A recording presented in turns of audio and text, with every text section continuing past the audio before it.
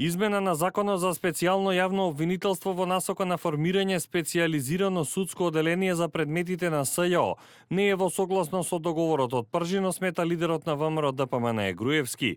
Ваквите измени според владеачката партија се надвор од надлежностите и она што го договорија четирите партии. Ние имаме договорено и подпишано договор во јуни-јули минатата година, некои луѓе популарно го нарекуваат Пржински договор.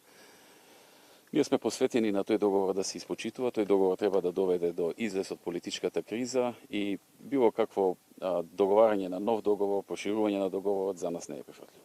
И председателот на Судскиот совет Караджовски смета дека формирањето на посебен оддел во судот е непотребен. Вели судиите одлучуваат според устав и закон. За нив пак во Пржино се договараат четирите партии со посредство на странските амбасадори. Со постојниве закони и устав тоа не е можно, значи потребна е законска интервенција, меѓутоа треба многу внимателно. Тоа доколку некој предвидел, а тоа некои се представниците на политичките партии, кои што сочинуваат мнозинство во законодавниот дом и на извршната власт доколку има такви сознанија и предлози. Прашањето на одговорноста, правата на председателите на судови и на председателот на тој суд каде што би било формирано не може да му бидат одземени. Значи судството не работи врз основа на политички договори, работи врз основа на устав и закон. Значи се мора да биде во рамките на уставот и законите.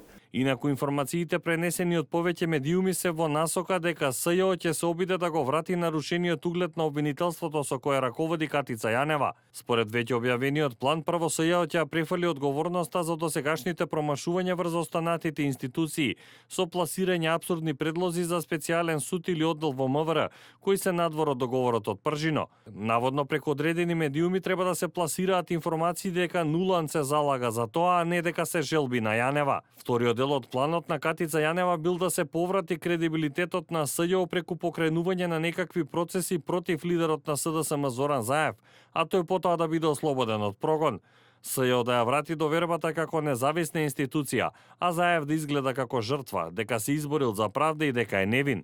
Изминатиот период излегоа повеќе анкети според кои граѓаните имаат ниска доверба во работата на СЈО. Меѓу причините кои влијаеа на нарушениот углед и перцепцијата за партизираност е ослободувањето на Верушевски, неговата сопруга и обвиненијата против функционери на ВМРО ДПМН, како и пролонгирањето со враќањето во затвор на Звонко Костовски осуден за пуч по укинувањето на аболицијата на председателот Иванов.